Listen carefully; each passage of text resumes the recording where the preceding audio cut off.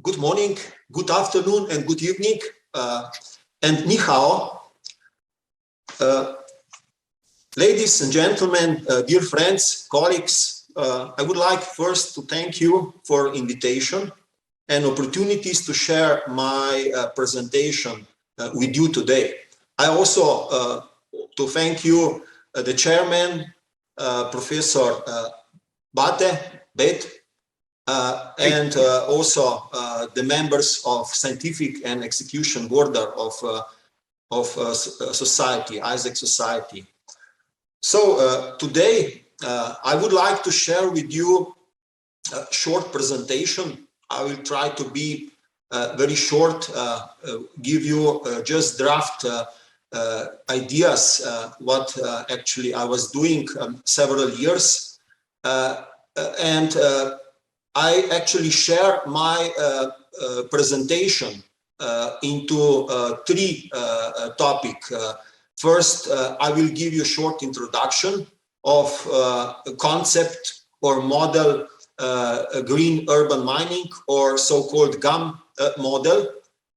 Then I will also share you some information regarding waste and mineral resources we produce here in Slovenia. Then I will share you also some three good GUM practices I introduced in Slovenia, and for conclusion, a short demonstration. First, maybe if I give you idea actually what the model of urban mining or so-called GUM model is. Actually, the model based on two concepts.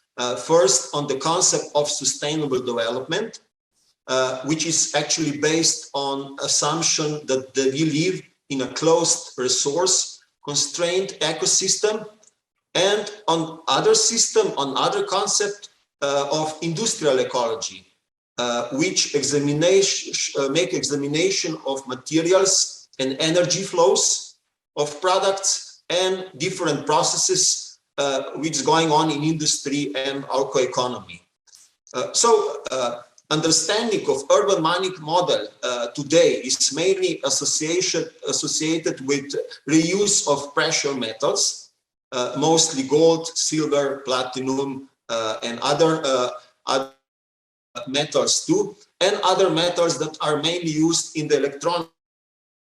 But in real understanding of the green urban mining model is much wider and refers also on implementation of different recycling processes and the using of both individual components of the products and materials of the products.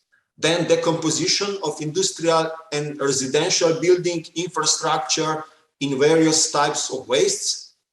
But the green urban model is also dedicated to some other goals, like extraction of the secondary raw materials, energy recovery, remediation of environmental burdens and damages, rehabilitation and reuse of land where is deposited some municipal solid wastes or other waste materials, reduction of maintenance costs and cost of institutional control of closed landfills, and as well as implementation of mining works also in urban areas with much less impact on the environment. Actually, idea of a green urban mining is very close to the concept of circular economy, or is actually the concept which is actually circular economy. Actually try to improve the concept of linear economy, which we actually used in previous times, where we actually excavate raw materials from nature, make a products, give products into use of public, and after use, end of use, actually that product actually being landfilled or deposited in the nature. So the concept of green urban mining model actually connect this linear model into the circular model. So urban mining actually allow that waste materials at the end of the use of different products can be introduced again into this circle as raw materials. And idea of green urban mining model in the future is also that we make inside circles of wastes which actually be produced in time of excavation of raw materials, in time of making the products, and also the products at the end of the use. Actually, green urban mining model is actually combine the concepts of old linear economy,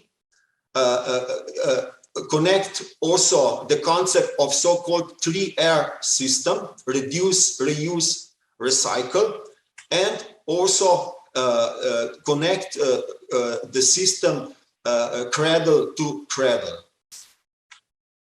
So this I can show in this block diagram you can see on the slide. So urban mining concept, with this concept we can actually get some materials which is already deposited in the old landfill sites, mostly on industrial landfill sites and municipal solid waste landfill sites. And urban mining concepts also can help introducing or put into the circle also waste which appearing in the time of excavation of raw materials, making a product, and after end use of these products. Actually, urban mining model also looking raw materials, not just in geological deposits, but also in urban areas. So in urban areas, mostly where population reach somewhere about 100,000 people and more, actually can provide a lot of minerals and raw materials actually in such urban areas. Usually in urban areas can be created enormous quantity of construction, demolition materials, municipal solid waste, different type of electronic waste, appliances waste, tires, and many, many more. And because area is very concentrated, the cost of collection this waste can be much less in case that we need to organize collection of waste in the whole country. Usually in the urban areas, we can also build the sorting plants, shredding separation plants, and different facilities for actually introducing wastes and change the waste with sorting and shredding systems, and also composting, mechanical processing, mechanical biological treatment plants to make energy, power, make metals, make plastic, rubber, and other raw materials which can be very useful use in society. So everything, idea of urban mining is actually connected with looking the raw materials in urban areas. So urban areas offer also to organized systems from waste to organics, from waste to energy, and from waste to materials. All this concept is actually under the idea of a so-called hierarchy of waste management in practice. This is so-called triangle of priorities of use. So most favorite is prevention and minimization of wastes, then reuse of wastes, recycling of waste, then thermal and energy incineration of waste, and at the end landfilling of the rest of the waste. Actually, this technology now tried to be actually prevented, not to use in full scale, because in case of that disposal is not the basic and topic technology, we actually start using idea of so-called zero waste system or model, where actually we trying to make inside circle and actually at the end not to landfill wastes on the landfill sites. Actually, this is the system which actually demand participation of all society, of people, and also organization. So it's very demanding system which need some time. So we cannot introduce zero waste system immediately. This is a procedure, and in the future, I believe that zero waste system will be possible, but unfortunately not today, immediately. So I would like to show this in the case of production of minerals and waste resources in Slovenia. I have some data from the year 2002 till 2018. And production of mineral resources, mineral commodity in Slovenia actually evaluated from year to year, but average production of mineral resources in Slovenia is around 20 million tons per year. So in case of waste production, in Slovenia, average year production of waste is around 8 to 9 million tons. So from year 2002 to the year 2020, actually the production of waste rise from 5 million tons to a little bit around 8 to 9 million tons. So if I calculate the share of waste between the production of mineral resources, domestic one, and production of domestic waste, so this ratio is somewhere about at the beginning of year 2000 being around 20%, but in last years this percentage rise around 45%. But that means that we are still not in situation that we can replace all mineral resources with waste material. So we can partly replace mineral resources, natural one, but we still need to excavate or looking the mineral resources and commodities in geological deposits. Partly we can use urban resources, urban mining resources, raw materials.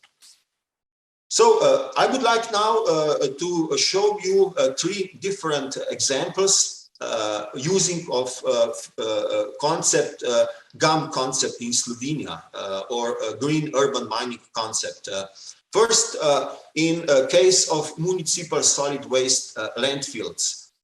Slovenia, I don't know if you know, but Slovenia actually been before part of ex-Yugoslavia Republic, and 2004, after collapse of old state, actually we become independent country and join to European Union. So 2004, we actually accept the concept that we will actually change the system of dealing with wastes, that we will introduce the hierarchy of priority, that we will also use the concept of recycling, composting, thermal energy extraction, and also other technologies for using the waste.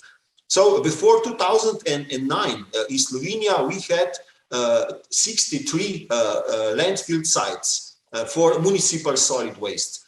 And actually, European law demand from Slovenia to reduce such number of landfill sites and also implement the European legislation regarding a preventive system in landfill sites against leaching water, against landfill gas, not to pollute environment. So immediately, in very short period of time, actually in 5 years, Slovenia needs to actually improve the landfill site system and introduce recycling concepts and concepts of composting, mechanical biological treatment, and other technologies for waste treatment, modern one. So actually we close almost 95% of landfills in the period of time of 9 years. And actually that caused quite a lot of discussion and different technical and scientific discussion in the public. That concept, that quick closing of old landfill sites is not a very good idea. So actually in some municipal solid landfills still in operation, we actually introduce for the composition of organic waste, for more active one, a so-called concept of actually producing energy from landfill sites. So we implement in 6 different landfills. We install the systems for actually excavating and producing energy and heat from landfill gas. But in time of implementing this, actually we found out in several landfill sites that with implementation of actually using the landfill gas, we affronted with some problems dedicated mostly with the processes of decomposition of organic material in landfill sites, and also with the problem of actually implementing and providing certain conditions in landfill bodies.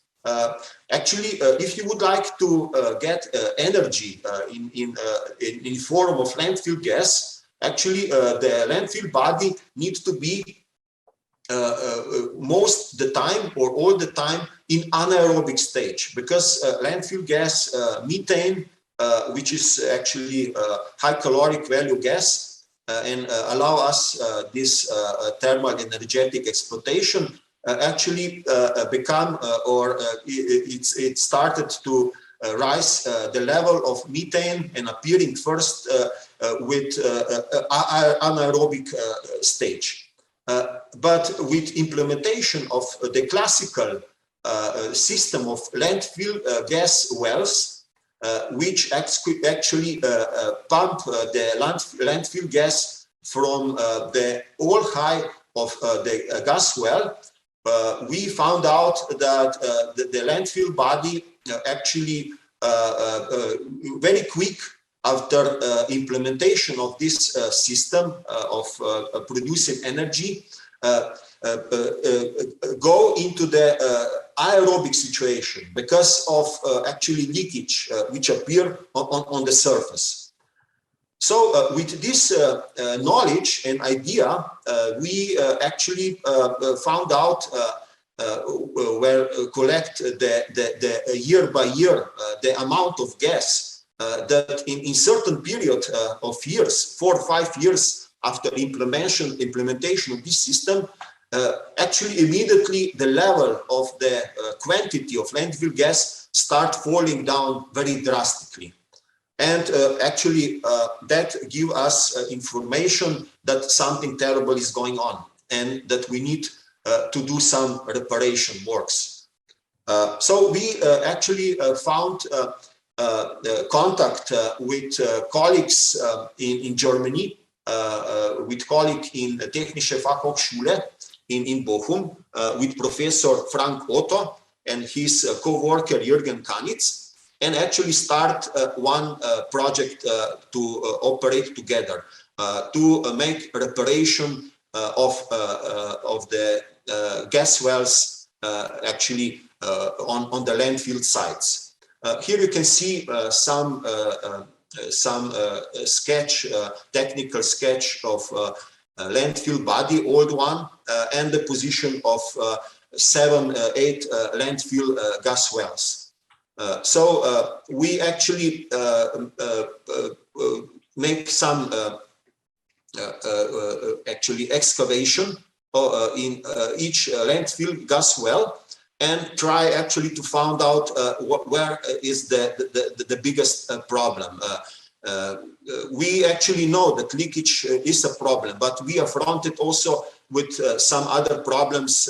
You can see on this photo with breakage or damage of the perforated PhD pipe, which is in the middle of the landfill gas well. So different problems connected with exploitation of heavy gas we found out, and also we confronted with the concept, new concept of building new type, so-called deep landfill gas well system. Here you can see some sketch of this system, and also the cross cut from the idea. So we make some laboratory tests, some actual experiments, and also we make also a landfill in situ correction of these damages. This is some photo of 6 landfill gas wells which we repair on that site.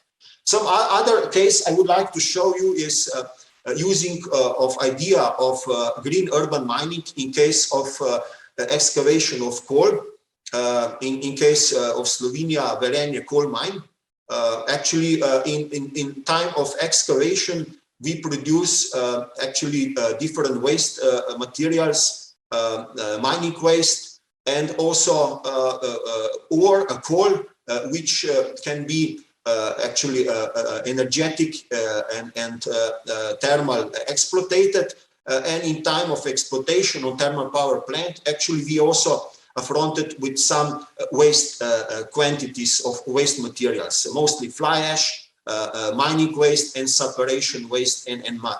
So if we prepare some mixture of backfilling mixture and hydraulically transport that mixture back underground, we actually create the ecological technological closed circle and environmental friendly excavation of coal mine, coal.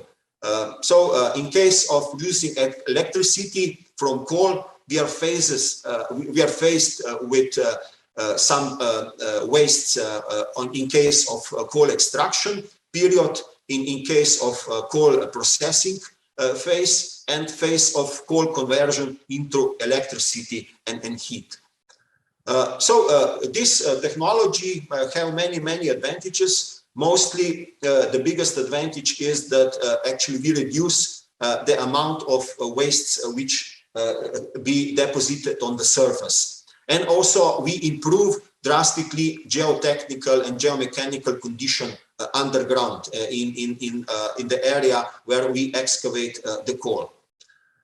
So we perform different tests for stability and consistency of backfilling mixture, and also we make some transportability, pumpability measurements in some home developed equipment, and also we make some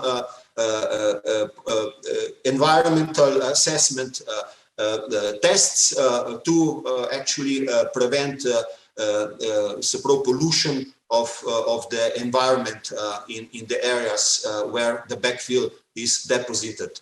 We prepare different mixtures, and mostly we used fly ash as a waste material for thermal energetic exploitation, and also some industrial wastes being also introduced into that mixtures.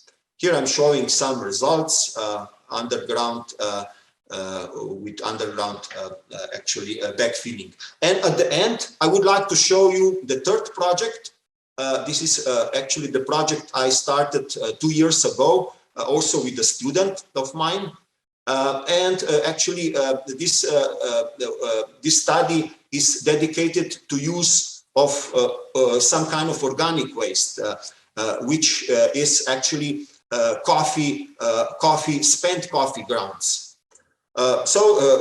Spent coffee grounds actually in Slovenia present around 1% of waste, and Slovenia is actually the seventh biggest consumption country of coffee. The biggest one is Finland. So in Finland per year they use 13.5 kilo of coffee. In Slovenia 5.1. We found out actually that coffee grains have a huge caloric value, even more than wood, and even more than some brown coal or lignite coal. So we make some tests. We found out, do some scanning, electronic microscopy of coffee silver skin and also spent coffee grounds, and decide at the end that we will use spent coffee grounds. And from the spent coffee grounds, we create actually coffee briquettes with actually quite high caloric value. Here you can see some numbers, high heat value of some briquettes reach even 21 megajoule per kilo, with very low ash content, less than 2%, and the percentage of moisture actually less than 5%. Actually, this is my presentation. I can conclude that with the words of Albert Einstein, that indigenation sometimes is more important than knowledge. Not just sometimes, sometimes even in all cases.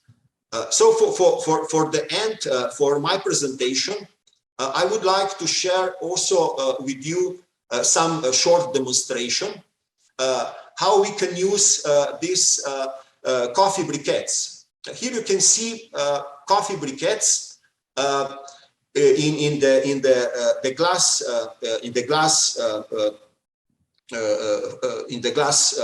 form, a glass jar. It can be very easy to burn, and you can use this for domestic fuel, in fireplace, maybe in some bread oven, stove, because there is no gases which can be dangerous for air. Even it's not particles in the flame. So the flame is very, very clear. Thank you very much, and I wish you that this conference will be very successful for all of us. Thank you, Professor.